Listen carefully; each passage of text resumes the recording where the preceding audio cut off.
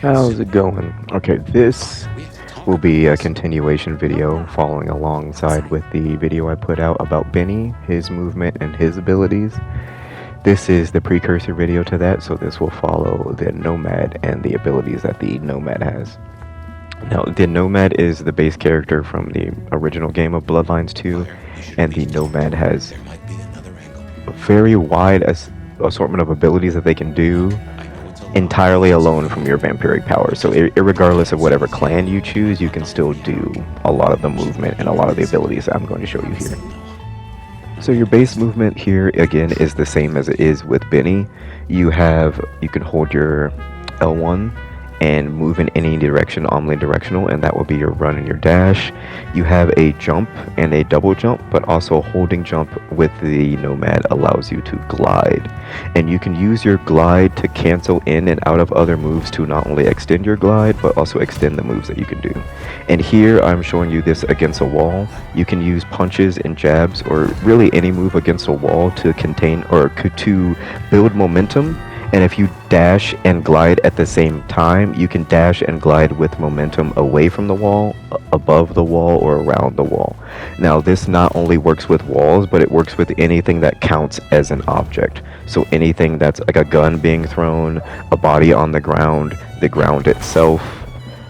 You can slide cancel in the air to continue your cancel, or to continue a slide off of the air. So you can slide in midair, cancel it with flight to reset your flight so you can fly even farther. It makes traversing the city incredibly quickly because you can do a combination of dashes and jumps to gain a ridiculous amount of momentum and then cancel those into themselves so that you can elongate how long you can glide for. You can also use, as I'm showing you here, you can climb up a wall, glide cancel off of that wall to climb higher because it will reset your climb ability. You can also use it to shape between ledges so that you can always move upward with the maximum amount of momentum you can achieve.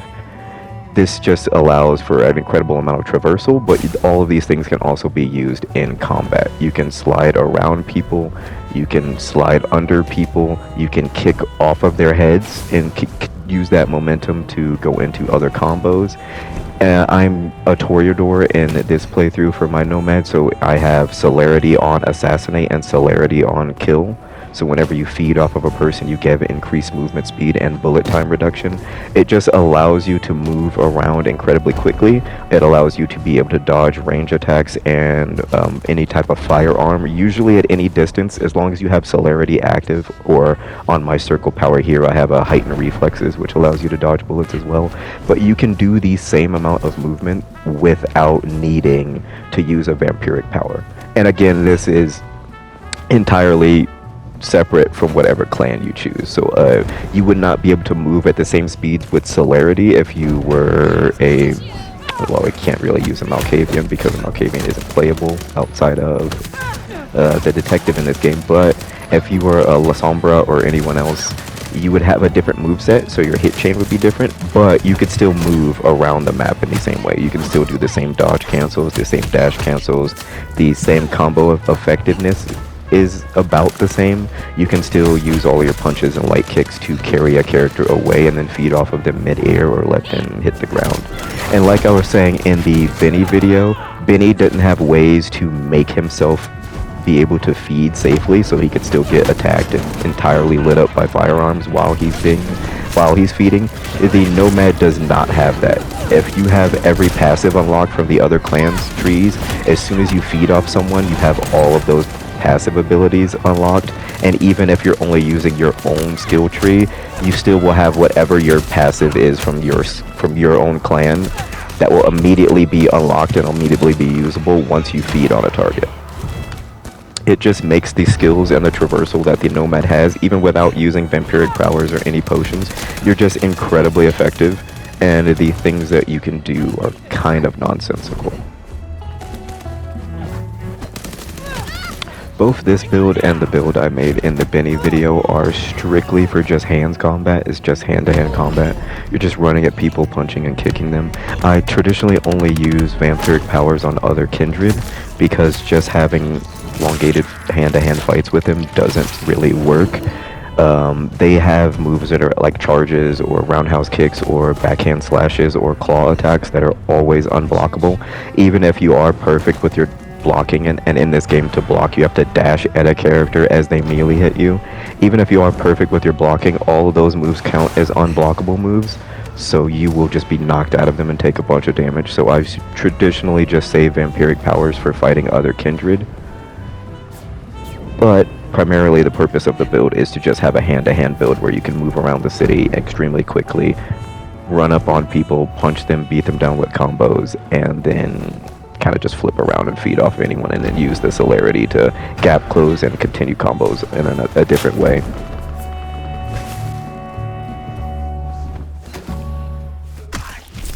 Now, once again, the Nomad I am playing here is a Toreador, so I have the Toreador punch and kick set. I believe all of your kicks are the same. You have a roundhouse kick to each side, left and right, depending upon your dash and your kick. You also have a straightforward kick, your backhand kick, the same kick that Benny has. And I believe the only thing that changes per clan is just the way you punch. I don't believe that has any damage value change or any hit change. I believe everything just hits the same. The only ability I don't traditionally use on the Toreador for melee attacks is I don't use the charge heavy punch, which is like a charge heavy stab. It almost looks like the Viltrumite stab that they use on Invincible, that they stab through people. It's kind of that hit. The reason I don't use it is because the momentum, if you're dashing, even if you're dashing forward, it will push you backwards, so you'll have to re-dash on someone, where I usually use roundhouse kicks or the straightforward kick to do so. So you kick a person to displace them so they can't hit you or do anything with you. You then full combo them, which is 3 or 4 hits. You then backdash to kick them further away, and then full combo them again. Usually, if you get that loop, anybody you hit with will be in either execute or feed stance, so you can instantly kill them. And it's just a way to pick off a target that has a firearm or that has a shotgun. You can just choose them, get rid of them, so you can continue on with fighting all of the other enemies that you have to fight in a singular encounter. That fighting style works for traditionally every enemy in the game, except for the little Sabbat hunters that are under the city, the white guys that have a combo move.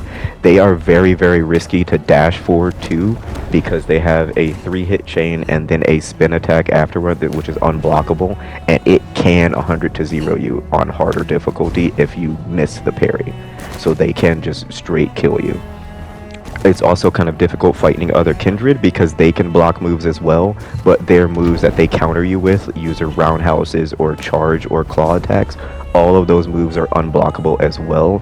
So you want to make sure you are blocking a move that you can capitalize on. Otherwise, it's better to just dash and get out of the way, which is why I've come up with this celerity playstyle for being a Toreador, to just makes it so that I can maximize my damage output and then maximize the fact that I am not around to be retaliated hit or to be hit again off of an unblockable move.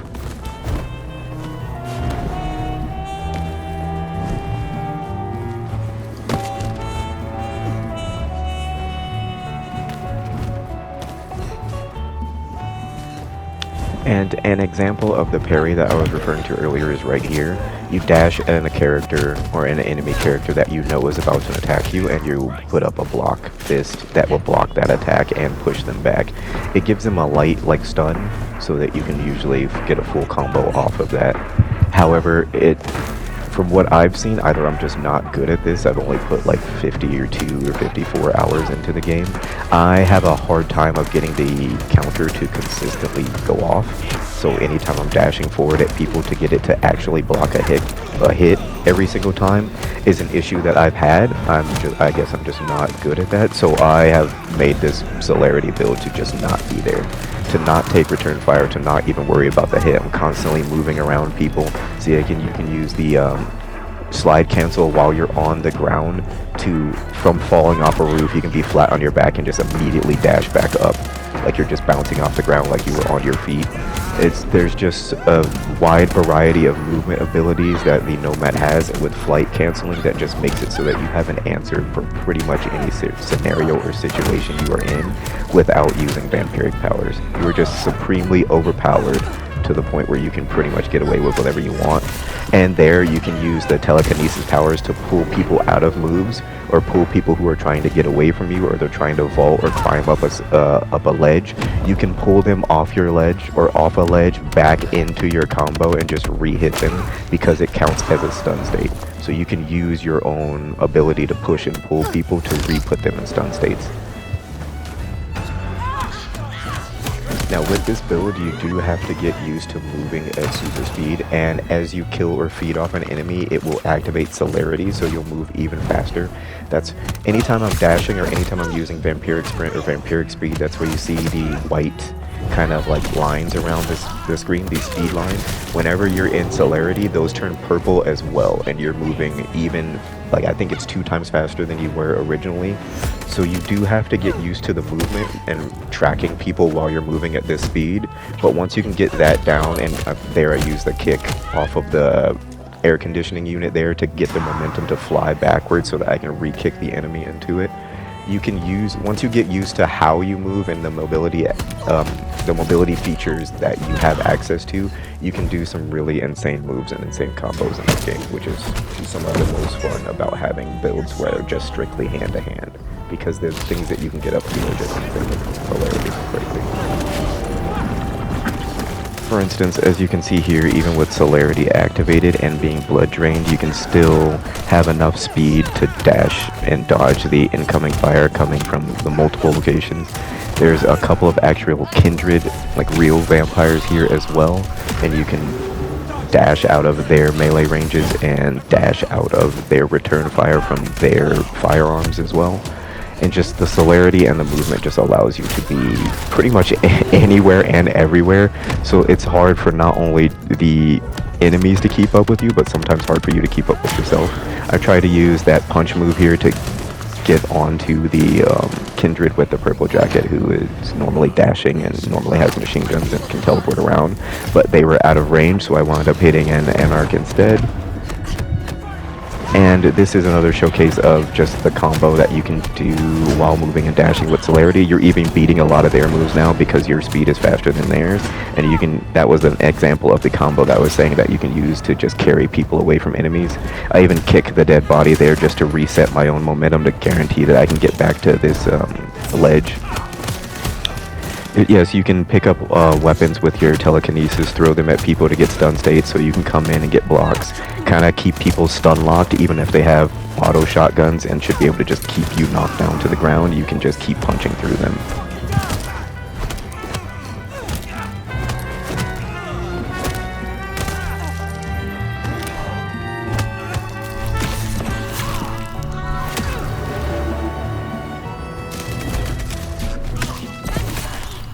Here is another move that I did entirely on accident. I was just messing around with kicks to kick enemies and displace them, but that third kick, that third roundhouse there, missed the enemy entirely. I just looked to target the ground and kicked and dashed off the ground, which put me over here into this corner.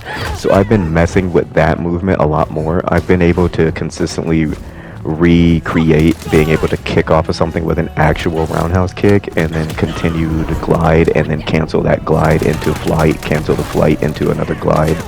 And it allows you to not only reposition yourself with an incredible amount of momentum, since you're keeping all the momentum for the kick, but it allows you to reposition yourself, look incredibly fancy, I guess, if that's what you're going for, but also do some incredible moves when you're fighting with this group of enemies here. Another situation is here.